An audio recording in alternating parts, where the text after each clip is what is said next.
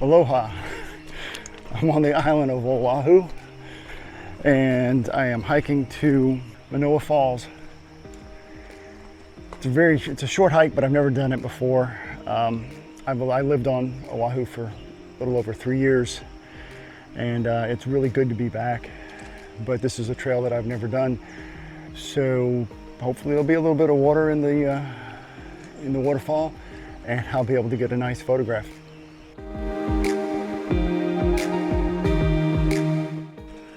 So even though it just rained, the water flow at the falls is less than what I was hoping. And this is a big tourist spot. So remember the video I showed you about how to remove tourists from your photographs? That technique might come in handy today. I'm gonna get a photograph no matter what, and hopefully I'll have something that's nice enough that I can share.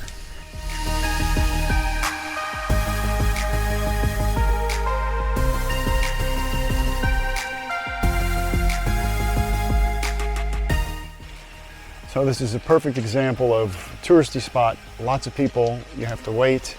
So you can either come away with a snapshot, or you can do the technique that I showed you a couple weeks ago, which I'm doing again, is leave the camera on a tripod, you take several shots over a series of minutes, and the people that are in your frame are gonna move, and then you're gonna put them all together so you can come away with a clean photograph. The other option is to break the law and come here when it's closed, and that was really not an option. So it's a pretty one-shot wonder. The waterfall, there's not much to it. This trail down here is closed. It's off limits. People are breaking that rule, but I'm not going to. I'm going to stay where I'm supposed to.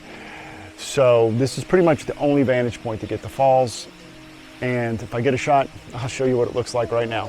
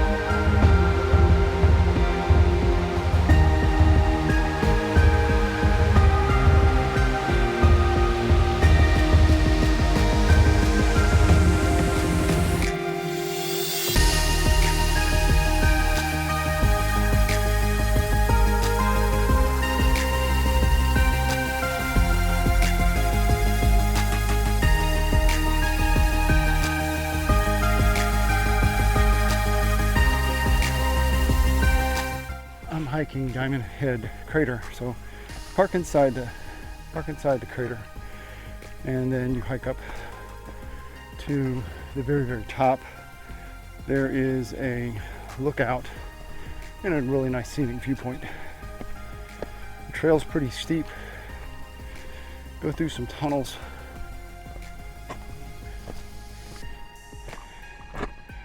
And I'm not sure why my camera can't keep its focus on me. But we got a very pretty sunrise, but there's probably no way to make it to the top before all the light's gone. And that's simply because the park doesn't open. I was actually here before it even opened and sat in line with other cars, and as soon as it opened, rushed to the parking lot and headed up the trail. Anyway, on the way, I'll show you more when we get there.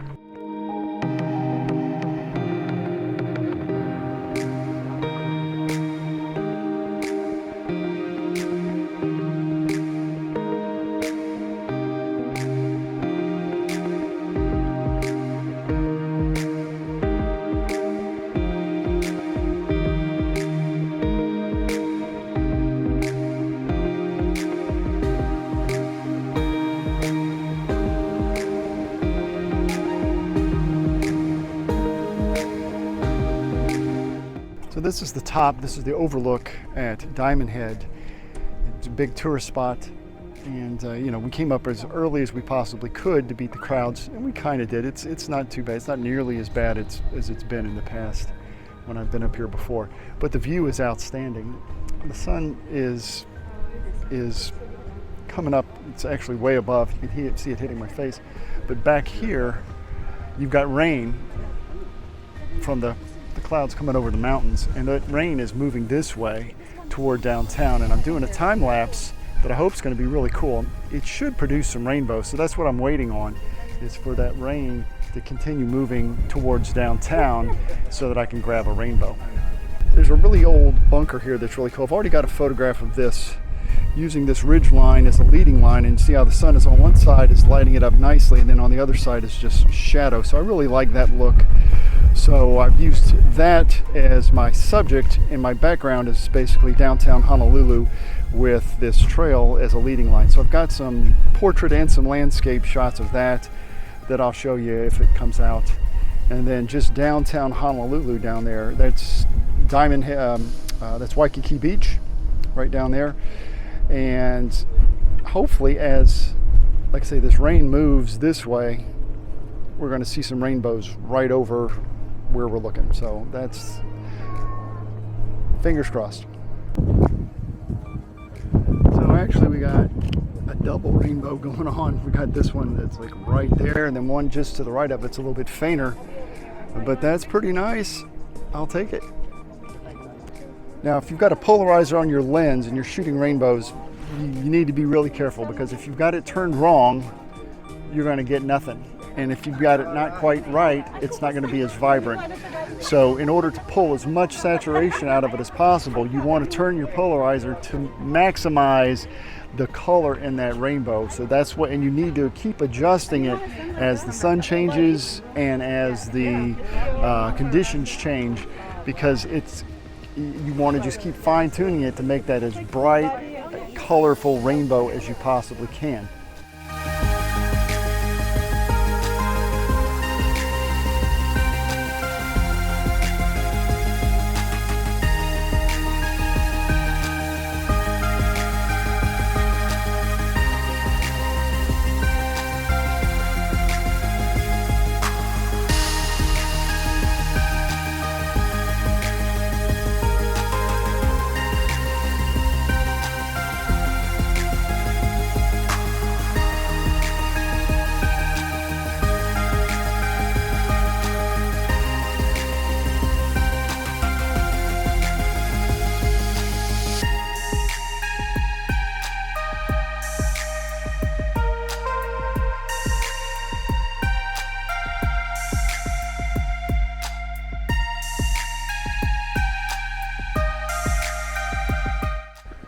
If you did like the video, please give me a thumbs up, subscribe to my channel so you don't miss a video that I release every week.